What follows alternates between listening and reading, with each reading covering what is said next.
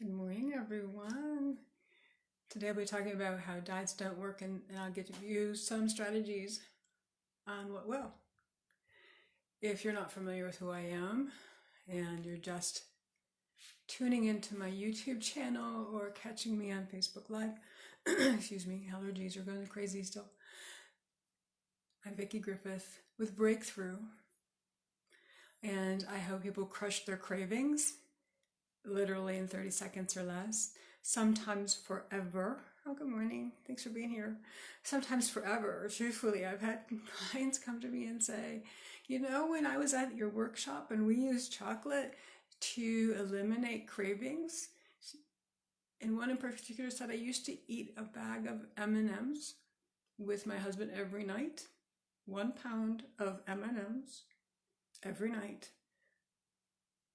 And 15 years later, she called me and said, I still haven't eaten any chocolate. None. Now, that doesn't happen to everybody. I do the technique with hundreds and hundreds of people using a certain type of chocolate that I have pounds and pounds of in my office, and I can't even stomach it. However, I still eat chocolate every day. There's different brands that I love, and I eat sugar-free, so it's usually sugar-free chocolate, and I have my favorites. So it could happen like that for you by using this technique. This technique also helps with all kinds of other emotional issues. Most of my clients come to me and say, I know what I need to do, but I can't get myself to do it. Whether it's building their business, getting relationships, or having more fun in their relationships, whether it's making more money or in sales, or even in releasing weight. Most of us are professional dieters. Yeah. Statistics show that you have been on diets at least 11 times over your lifetime and release the weight, your body weight 17 times over. I'm sure that's quite right. I think it might be 11 times over. So it doesn't matter if it's 11 or 17, you're spending a whole lot of time going on a diet that's just going to gain your weight back after it's over with, because we have the mentality of on or off diet, good or bad foods. And here's the reality about bad foods. So sugary foods, no fat foods, foods that people tell us to get, if we go on a diet, we should stay away from because they're bad for us. And again, it depends on what diet you're on. Low carb's going to tell you that fats are good and stay sugar-free. Other diets are going to say fats are bad, but yet there's a lot of sugar in no-fat foods. Others are going to tell you to eat only cabbage for a week. Others are going to tell you, and of course you're going to lose weight because you've lowered your calories. Others are going to tell you that they have the super secret sauce in a food program, and that's only one area of letting go of weight. The most important area is to change your belief systems. Hey Candy, thanks for watching. Your belief systems and what you believe about yourself and what you believe about food. I used to eat fast food every single day. I craved sugar, and the thing is, there's studies that show that there is sugar purposely put in food. When I picked up a can of kidney beans.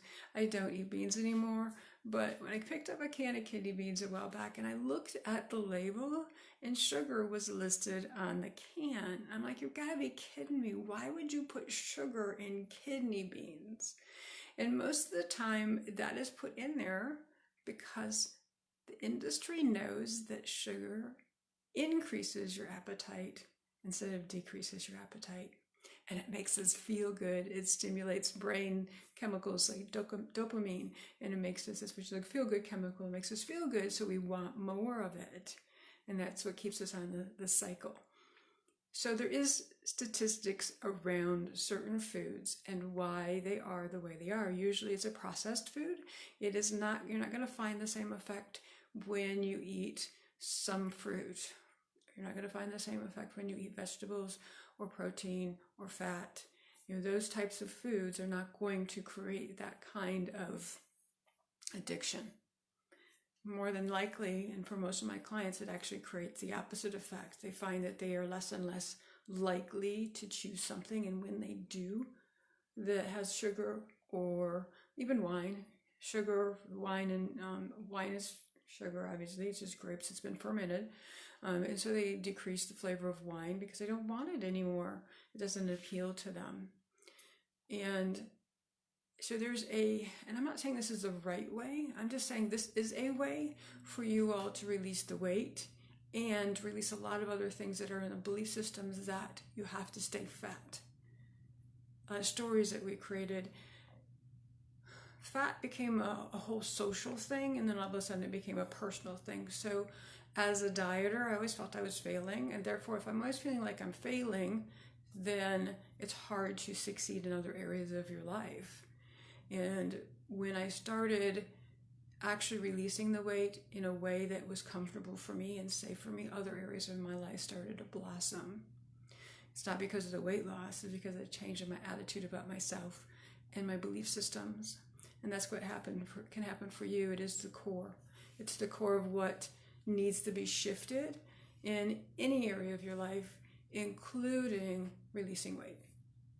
So this whole thing about I know what I need to do and I can't get myself to do it, if this is you, then you contact me and let's chat about it, whether it's dieting or something else that's going on in your life, because that's what's keeping you stuck. I listen to the diet gurus and experts all the time. I'm listening to or reading about mindset or how the brain's working.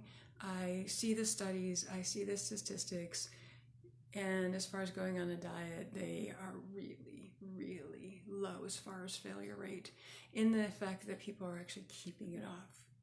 And that's what gets people confused, is because they'll see a before and after picture and they're like, wow, that's amazing. That person lost 5, 10, 100, 200 pounds, whatever it might be. But the reality is, statistics show keeping it off is pretty low. And most of those contestants on that TV show where they got really, really big people and they put them through a lot of physical activity and cut their calories way back, most of them are back to where they were before the program, which is sad because that affects how we feel about ourselves. And you don't want to go in that direction. I didn't want to go in that direction. I wanted to stop feeling badly about myself. And when being fat became a personal issue, and then I created stories around whether I was failing or succeeding in my life, then it affected my entire life in every area of my life. And that's how our weight works for us. We can choose to stop that. And really, that's the first. Good morning, everyone. That's the first thing. Choose. You're going to do something different. And also choose that if you fall off the wagon, if you have a moment where you are participating in old behavior. So let's say, for instance, you bought one of those sweet cupcakes with the filling inside, and it's chocolate layer with the little white stripes on it, and you ate that. It's a very stressful day. You're in your car. You stopped at a grocery store. You stopped at a convenience store. Good morning. And you ate one of those, which is totally off of program. Don't beat yourself up over it. And I almost bet you probably didn't even like it. It didn't even taste good to you anymore. What are you really trying to eat? You are trying to eat. Hey, Laura, glad you're here. You are really trying to eat what that food meant to you when you were a child. So in my case, those little cupcakes with the filling inside and the chocolate frosting and the little white swirls on top was a treat. It was for something good that I did, or just out of a blue treat on a Saturday afternoon if we were out and about. And so on a very stressful day one morning, taking my husband to urgent care, flying out that afternoon. He has a sinus infection. We're like, oh my gosh, this is going to be horrible from the pressure of the cabin. We get to urgent care and realize he left his wallet at home. Or where we were staying. So drove back, hadn't had breakfast yet, stopped at a convenience store, and picked up one of those packages of cupcakes. The first bite, I almost spit it out. I'm like, oh my gosh, this is absolutely awful. How did I like these as a kid? But you can guess what I did? Did I throw it away or did I keep eating it? And if you said keep eating it, you'd be right. I did. I kept eating it even though every bite, the taste and the sensation after that was awful. But what I was really trying to eat was letting go of the stress and that carefreeness and the comfort and the joy of having that cupcake. When I was a child, I was trying to recapture that. And we do that with food all the time. Just thinking about, and here's what we get confused with, just thinking about that special food will send serotonin and dopamine to your brain. And so you will feel happier just thinking about it. The act of actually eating there's physical reasons why that actually helps, especially if it's an emotion, as I've talked about several times. And emotions are just energy in motion. So have that energy stuck in your body. It's kind of ping-ponging around or like a pinball machine in your body, and you can't release it. The actual act of chewing actually does help release some of that energy.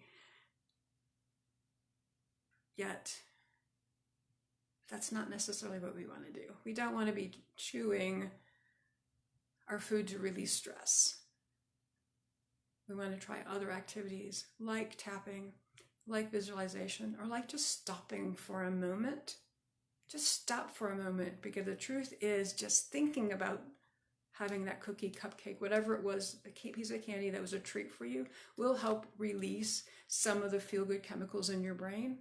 So sometimes it's just that break. And other times it's you're too in the motion of, not emotion, but motion of. So in other words, you've already, just like it says, energy in motion always stays in motion. So you're already in the motion of, maybe it's binge eating for you, maybe it's overeating for you, maybe it's emotional eating for you, stress eating for you. But you're in the motion of that. And so the brain continues to move in that motion. And sometimes that moment to stop and be still enough to say, I choose not to, is busted right through. And that's okay too. This takes time and practice. For some people, it can be automatic. For other people, it takes a while. I am still working on things. I'm still working on things where I have the momentum built, so I have a neural pathway in my brain that says if this, then that. And I'm paying attention to the patterns that's happening so I can make better choices earlier. I can be aware of what's happening rather than just moving in the motion. So stopping and taking a moment, taking a deep breath. What pattern is this? Do I want to participate in it any longer? And if you say no, then it may bug you a bit. Just keep saying no. Taking deep breaths, that always helps. Take the moment, take a deep breath. 2 or 3, I recommend at least 3. I recommend rounds of 3s for everything I suggest, because it's a very important number. And then tapping. So if you're not familiar with tapping, we're going to do a little bit of it today. I'm going to do 3 rounds. I always recommend 3 rounds of 3, but today we'll just do 1 round of 3. And think about the last time you used food to feel better, or wine. And then go back to when you can first recall wanting that feeling that you're expecting from it right now. So the feeling of calm, the feeling of being power, the feeling of being special, whatever the feeling is for you, the feeling of having a special moment in your life. And just be in that moment for a minute and recognize, are you a child? What age are you, approximately? Are you a teenager, young adult? Maybe it was yesterday. Doesn't matter, but see yourself. And send gratitude, before we get started in the tapping, send gratitude from your heart, not your head. I became aware recently from a friend that's in one of our mastermind groups that I'm in, that I was being grateful from my head rather than my heart. She talks about heartfelt gratitude. And that's made a big difference. So when you sink into your heart, send gratitude to that child, that young adult, that teenager. Because after all, they helped you cope. And we weren't shown how to cope. I wasn't when I was a child or a teenager or thereabouts, anything. I had to figure it out, and I bet you did too, which shows how brilliant you are. And with heartfelt gratitude to that young child, starting here saying, even though I really, really want that.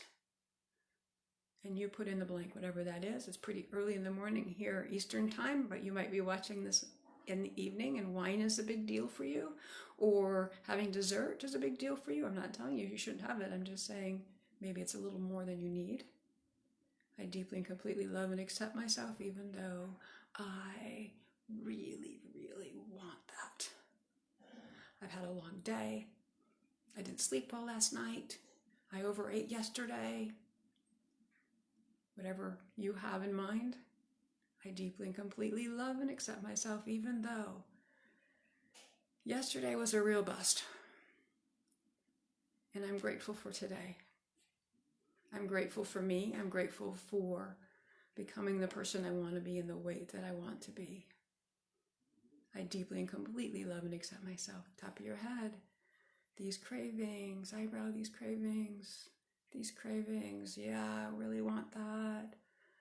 Now I recognize I want peace. I want to feel in control. I want to feel successful. Underneath your lips. I like this feeling of comfort. Collarbone, I like this feeling of safety, even though it's unusual. And then under your arm, I am safe. And take a deep breath.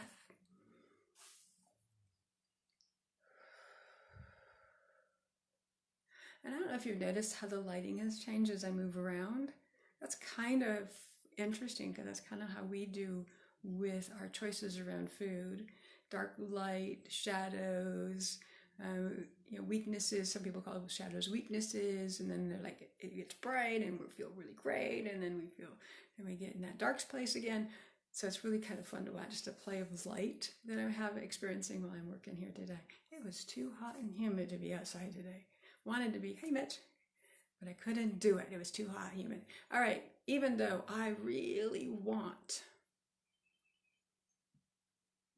and I'm not sure why, I am open to exploring this pattern in a safe, comfortable way. Even though I have these cravings that I can't deal with, I am open to watching this pattern and that little one who gave me a coping mechanism. They are so awesome. And even though I'm not sure I did it 3 times, I'm going to do it again just in case, even though I am grateful for this experience of awareness. And sometimes it's painful and sometimes it's joyful. But either way, I am grateful from my heart to the little one inside of me who created this coping mechanism, and for my ease at moving forward without the craving. Tap your head, remaining cravings, any remaining cravings, any remaining cravings, remaining cravings, and under your arm, remaining cravings. Take a deep breath.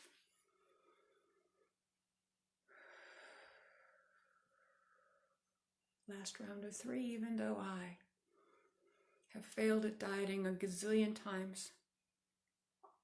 I've failed in other areas of my life a gazillion times.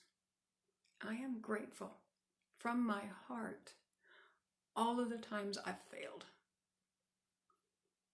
because I've learned a lot about myself, and I am grateful for who I'm going to be and who I am.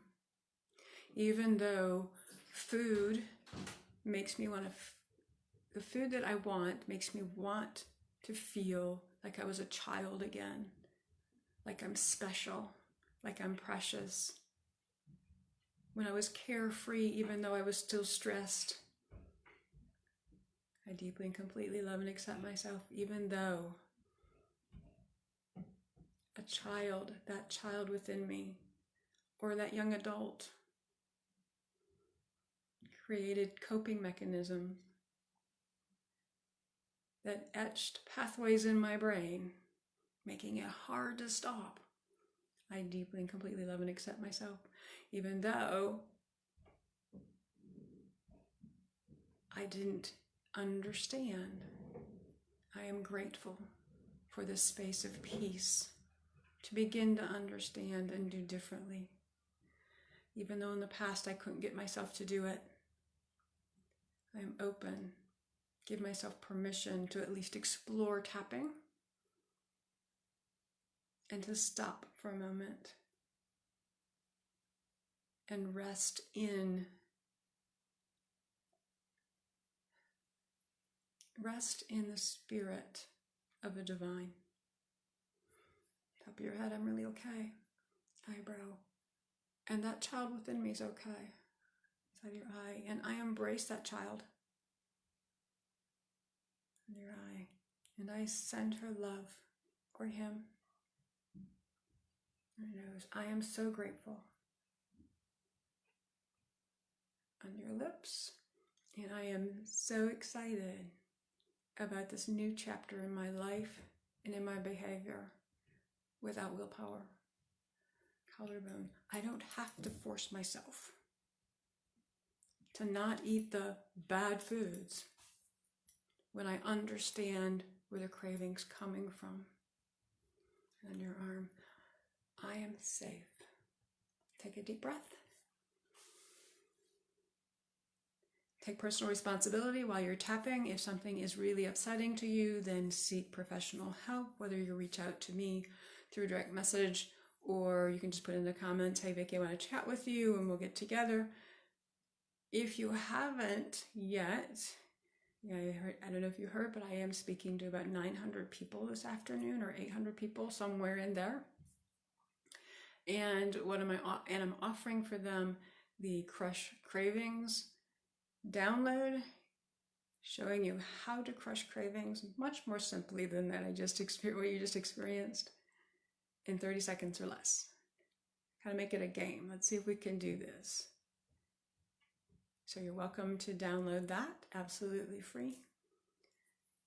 So until next time, I will be sending you love, and you'll see you tomorrow morning, 8 a.m. Eastern Time, every weekday morning. Until then, stepping away. Hope you enjoy some of the art on the back wall and the peace.